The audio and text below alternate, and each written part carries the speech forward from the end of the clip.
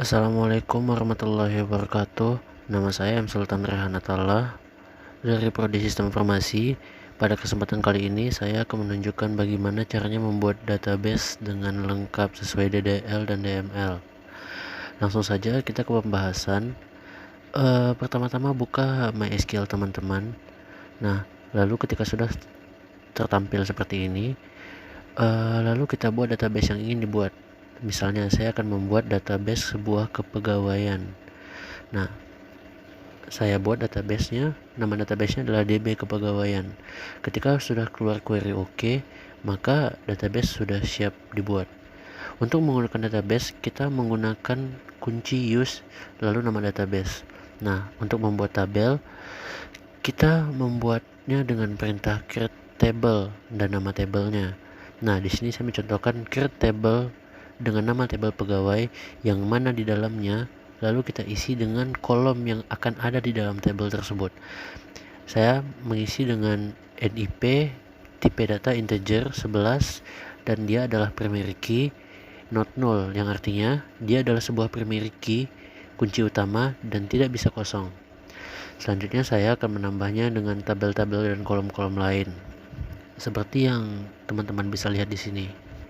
Ada kolom nama pegawai dengan tipe data varchar, ada kolom alamat dengan tipe data teks, dan ada kolom tanggal lahir dengan tipe data date. Lalu kemudian ada tabel umur dengan tipe data integer. Kemudian ada tabel nomor telepon dengan tipe data integer.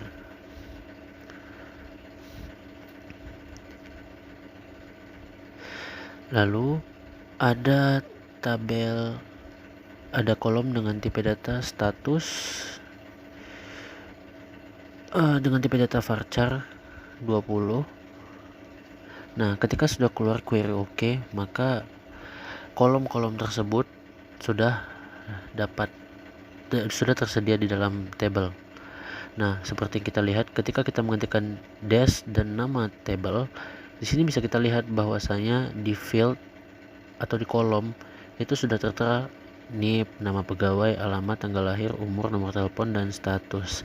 Nah, untuk menginput isi tabel, kita akan menggunakan perintah insert sebagaimana yang akan saya lakukan. Di sini saya mencontohkan saya akan mengisi sebuah info kepegawaian dan saya akan mengisinya ke dalam tabel pegawai. Nah, di sini saya menggunakan perintah insert into pegawai. Masukkan data ke dalam tabel pegawai values dengan nilai. Nah, ketika kita mengisi nilai di dalamnya, jangan lupa kita harus mengisinya sesuai dengan urutan kolom yang kita buat. Di sana misalnya saya membuat NIP pertama, lalu saya memasukkan angka, lalu nama pegawai saya memasukkan nama, setelahnya alamat saya memasukkan alamatnya. Setelah itu sesuai dengan kolom yang tertera, harus sesuai dengan urutan kolomnya.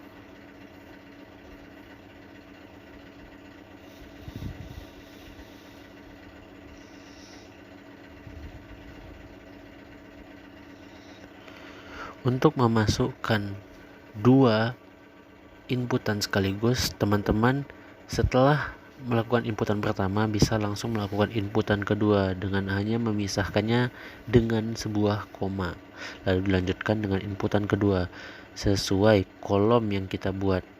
Kolom pertama misalnya NIP, maka saya membuat NIP-nya duluan. Setelah NIP ada nama pegawai, alamat, tanggal lahir, umur, nomor telepon, dan status. Saya membuatnya secara berurutan sesuai kolom yang saya buat.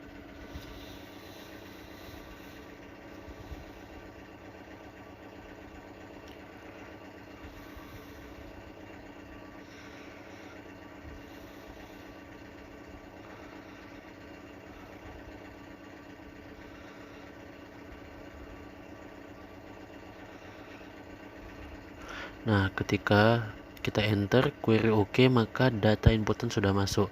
Selanjutnya untuk melihat apakah tabel sudah masuk ke dalam tabel atau belum, kita bisa menggunakan perintah select bintang from nama tabel. Jika saya ingin melihat tabel pegawai, maka saya memasukkan nama tabel pegawai.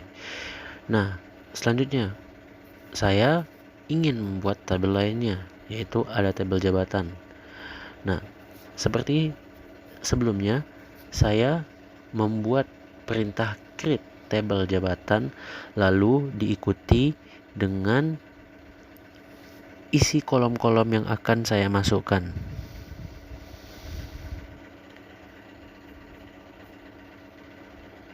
Ingat, untuk membuat kolom, jangan lupa dimasukkan apakah dia sebuah primary key atau hanya sebuah foreign key.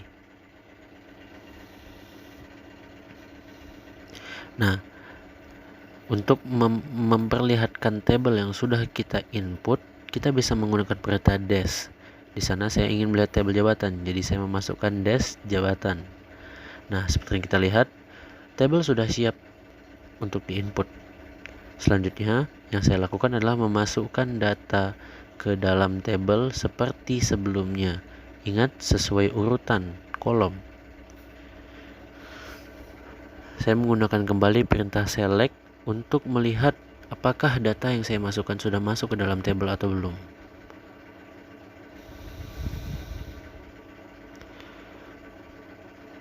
Selanjutnya saya membuat tabel lainnya, yaitu tabel gaji. Sesuai dengan sebelumnya, saya membuatnya. Nah, lalu jikalau di dalam sebuah tabel tersebut terdapat sebuah foreign key, maka kita harus menginputnya. Contoh yang saya lakukan adalah foreign key NIP. Ingat, foreign key harus dituliskan. On delete cascade dan on update cascade adalah jikalau dia dihapus di satu tabel lainnya, maka dia ikutan terhapus. On update cascade, jikalau dia diupdate di tabel lainnya, maka semua data yang ada di tabel yang sama akan terupdate. Nah, selanjutnya saya memasukkan sebuah data inputan ke dalam tabel gaji. Berhasil. Saya akan melihat apakah data yang saya masukkan sudah berhasil atau belum. Nah, teman-teman bisa melihat data yang saya masukkan berhasil. Akan tetapi, saya ingin merubah sebuah total gaji.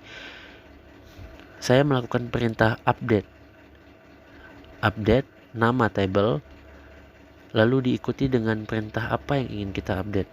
Saya ingin mengupdate total gaji menjadi 1.500.000, maka saya harus menulis 1.500.000. Total gaji sama dengan 1.500.000. Where ID gaji maksudnya adalah di mana ID gaji yang saya ingin ganti adalah 1. Seperti yang kita lihat, data sudah berhasil diupdate. Nah, saya ingin menghapus semua yang ada di dalam kolom tabel gaji. Bagaimana caranya? Saya hanya mengetikkan delete from gaji where, lalu diikuti oleh nama kolom dan nama inputan.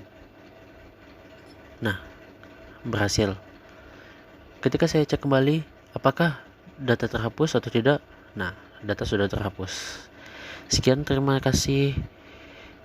Jikalau ada kekurangan, saya mohon maaf. Wabillahi taufiq wal hidayah. Assalamualaikum warahmatullahi wabarakatuh.